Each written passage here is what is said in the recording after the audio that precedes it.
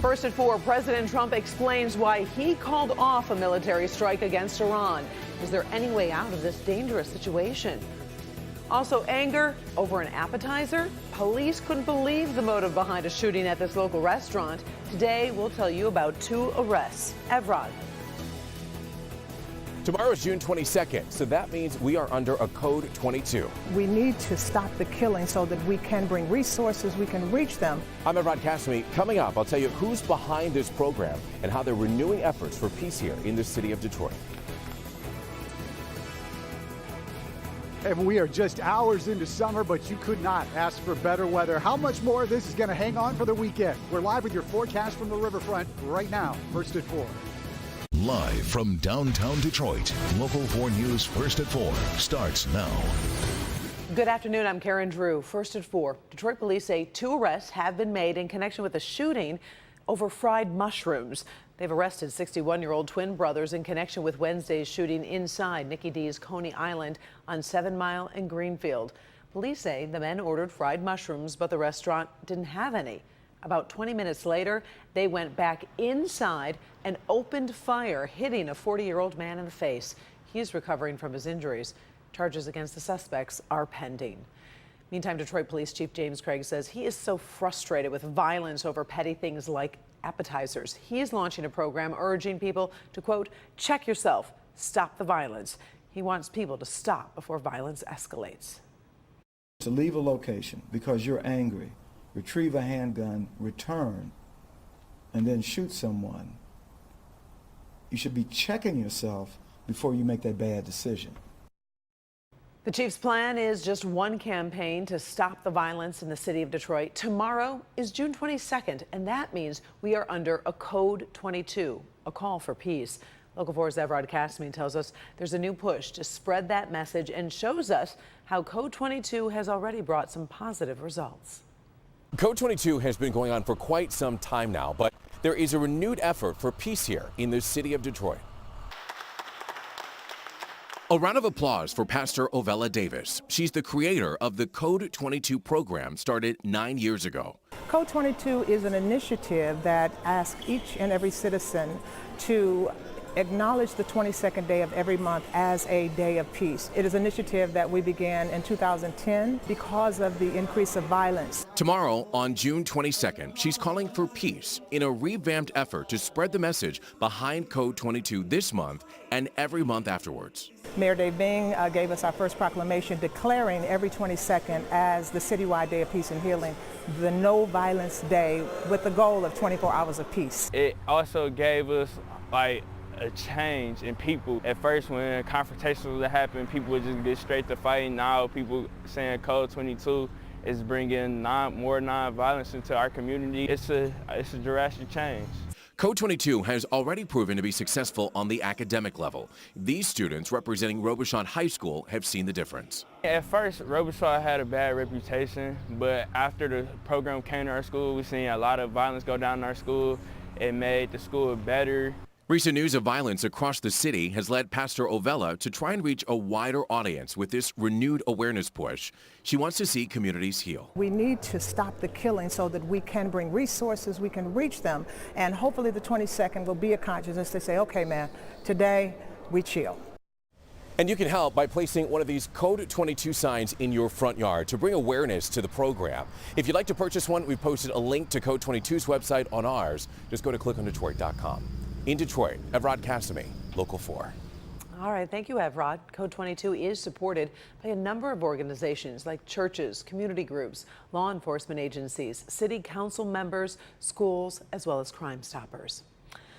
Well, a woman has died after an accident involving a cement truck in Romulus this morning. This happened at the intersection of Merriman and Van Born. Police are trying to figure out what happened, but they believe a minivan may have cut off the cement truck. The truck tried to swerve out of the way and then toppled onto the van. The woman in the minivan was killed. The truck driver was taken to the hospital. Police tell us that area has just reopened. There's no end in sight to the Larry Nassar crisis at Michigan State University. The Board of Trustees just authorized a new independent investigation into how the school handled sex abuse complaints against the former doctor.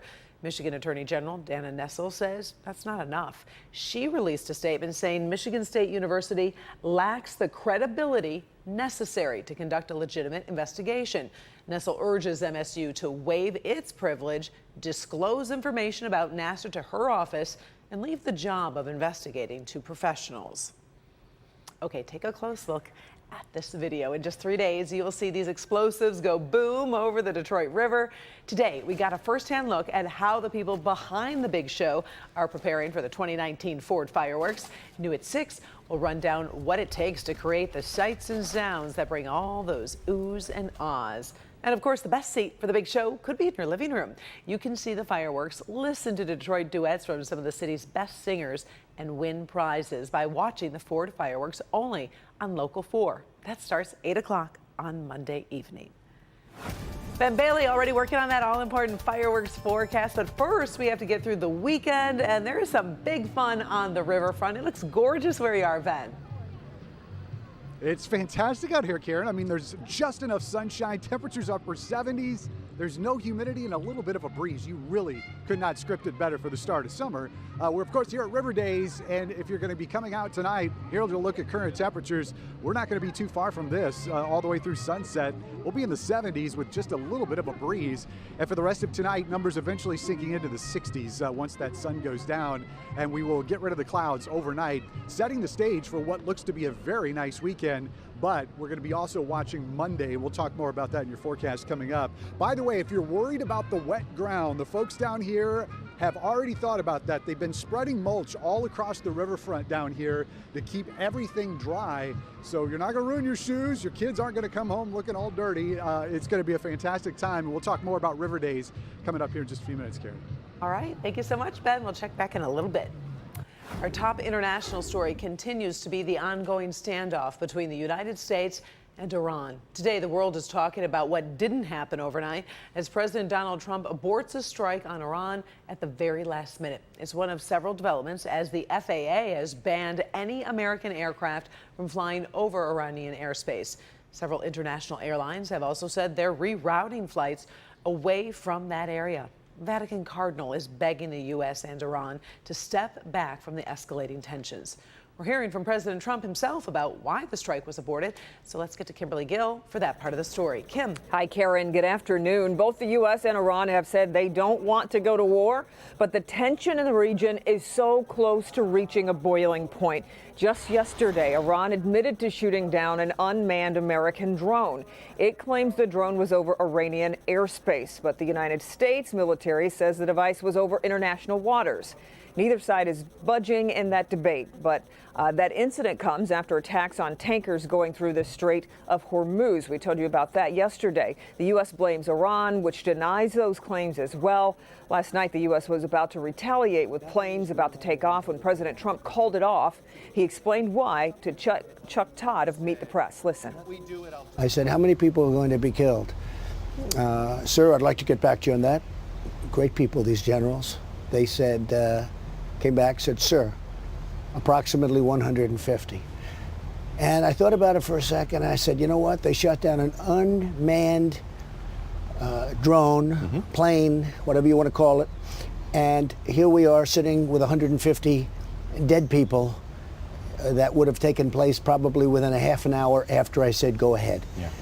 And I didn't like it. I didn't think it was proportionate. Yeah. So the big question now is there anything Iran and the U.S. can do to ease the tensions that have us so close to the brink of war? Well, sources say the U.S. has asked for a closed-door meeting of the United Nations Security Council on Monday. Karen, as always, we'll have new developments here, and you can get alerts from clickondetroit.com as well. Until then, we'll send it back to you in the studio.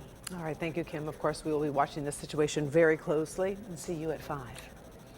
Still ahead, an explosion that shook 2 states. We have new video of the damage left behind, and incredibly, we have some encouraging update on injuries. Also, one woman's battle over a traffic ticket she received nearly 30 years ago. Why she doesn't think she should pay. See if you agree. Up first, the investigation of Jussie Smollett has had more twists and turns than any primetime soap. Now, a new development this afternoon, and the actor is not off the hook yet. We've got that story next.